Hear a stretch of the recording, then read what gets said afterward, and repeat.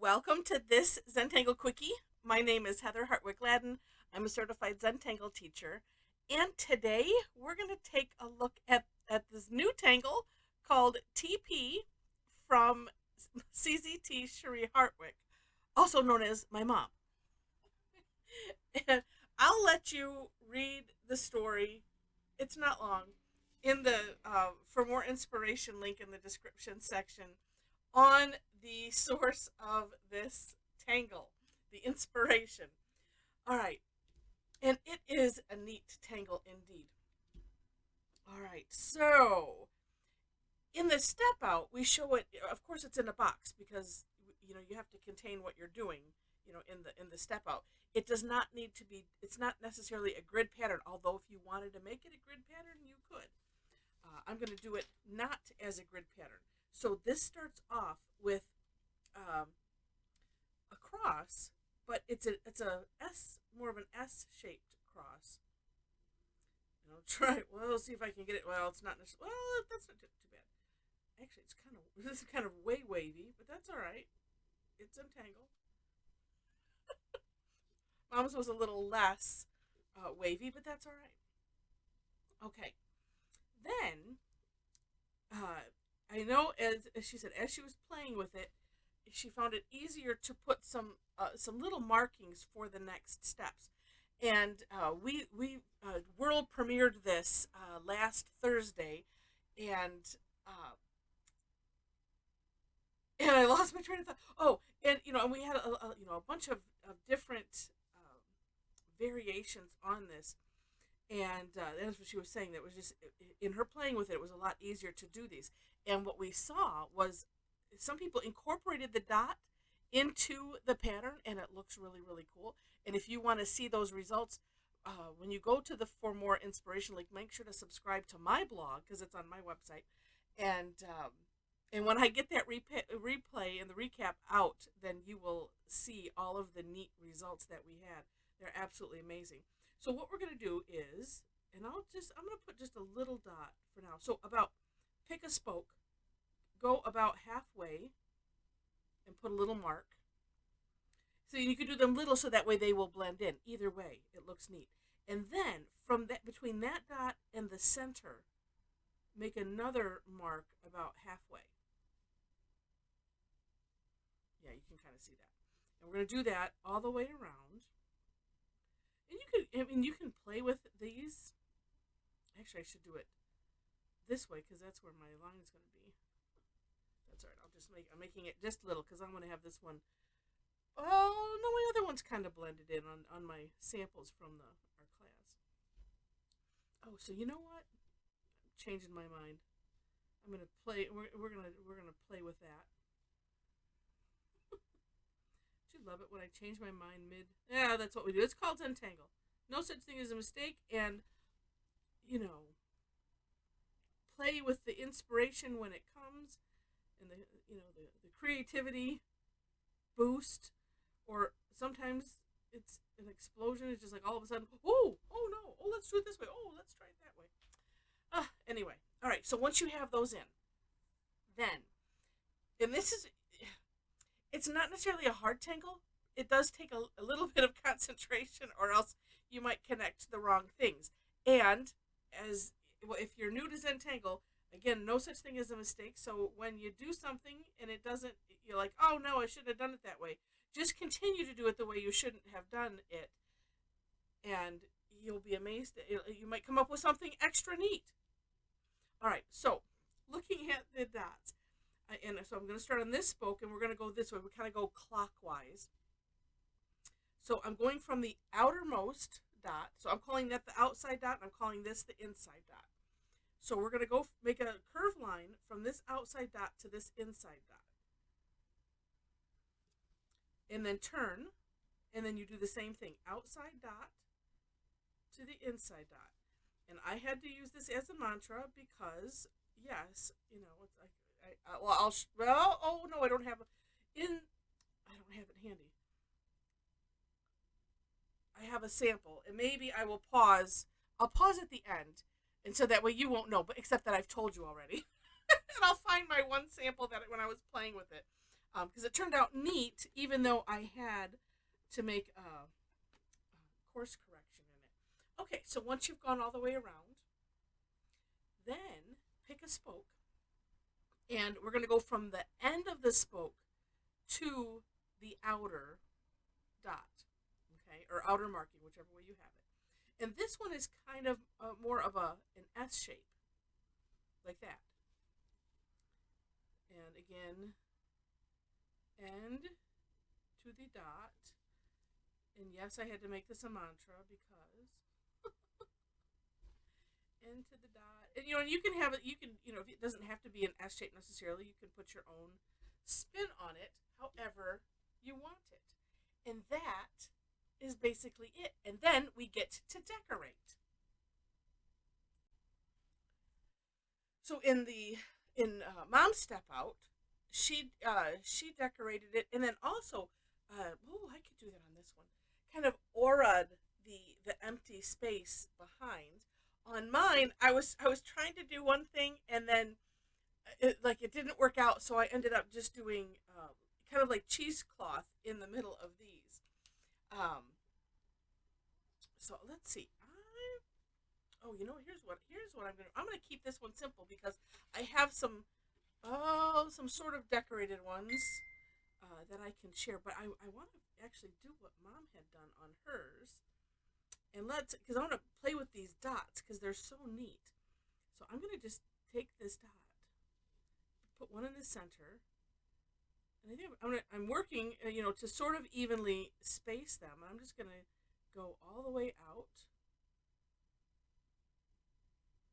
Well, let's just put one on the end for good measure. And I'm going to let's just follow this line all the way down here. And at some point I'm going to do maybe a class or a something on decorating. I know I need to make a sheet on decorating tips. Because, I say it, there's a lot of different things that you can do, and it'd be nice, because sometimes my brain just goes, oh, I don't know what to do. And just to have some reference, if that would be helpful. Why is this being blurry all of a sudden? Hold on a second. It wasn't your eyes or mine. And I'm going to do the same thing here.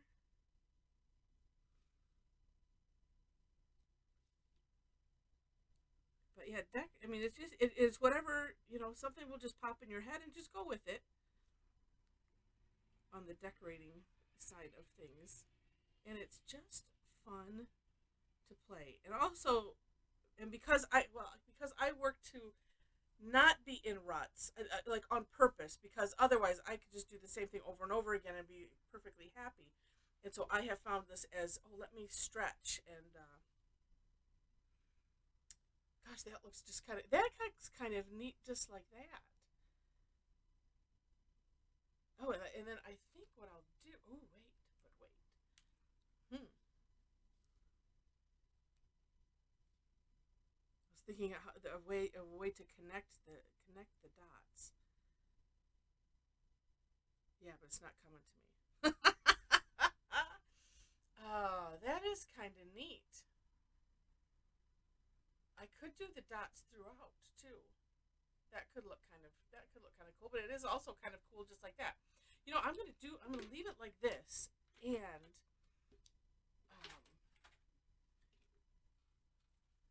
have my shading.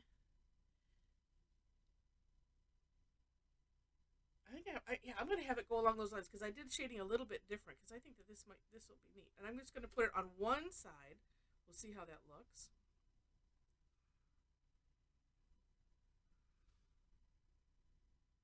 And do I stop there or do I keep going? I don't know. Let's just see what that looks like. All of a sudden I was like, well, wait a minute, that's on the outside. Oh,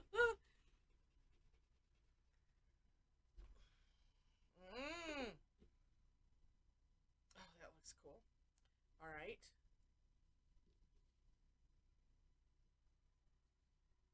If I'm just doing the one side, either way, let's just do it this way. It's the way that's facing me. Oh, and then it's kind of shading too on the clockwise side. So that makes sense.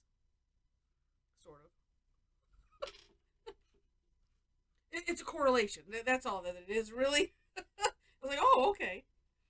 Well, we'll just keep going with that.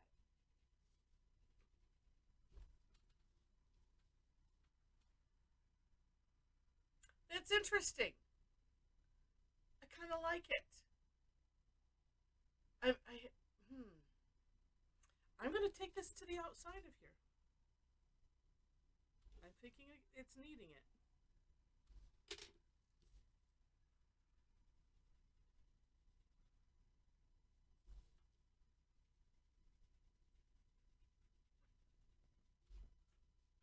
Yep. Yep. Yep. All right, that's cool. So let me show you some of the things. Well, I showed you, if you're following day to day, I showed you these same tiles yesterday, but we only focused on the outs on the border, which is what we did yesterday. So well, I'm going to start with this one because this I did it similarly. Although I tried to do it in a grid, and then so this was my own course correction because I went. I almost don't want to say because I don't want to put it in your head. I went from top to not the right place on that last step, and so I like and so I filled it in where it did it, and I'll show you. I have. Well, I'll show you what it looked like in a minute. Then I decided to just fill it all in with black, and it looks it's like I was still gonna play with it a little bit to make it more make myself more happy with it. I still need to shade the outside. But here, what I did was oh, wait. Oh, no, no. Okay, so here, I did really that initial cross. On these, I was like, did I do the same thing? And I'm thinking it's different. No. So on these, I shaded on the inside of the curve. So that would be right here on the inside of this line, because I thought it would be neat to kind of shade and connect this whole thing instead of it being two strokes, because when you do it, for the most part they all look like they're connected, like as if it was one stroke. So I decided to do that. That's what I decided to do on this one for shading, and it's kind of interesting because it makes it look, it's more puffy. It's just different, and it's cool. This one, I decided I'm going to use this as a reference, in the center, to come from the center, and I divided this in half and in half and in half again, and then rounded the ends, and then decided, I put lines kind of auraing that outside just in this section, and then decided to put some orbs all the way around, on that outside edge, the first aura line, and it it takes on a whole different look. So, and this is my original sample.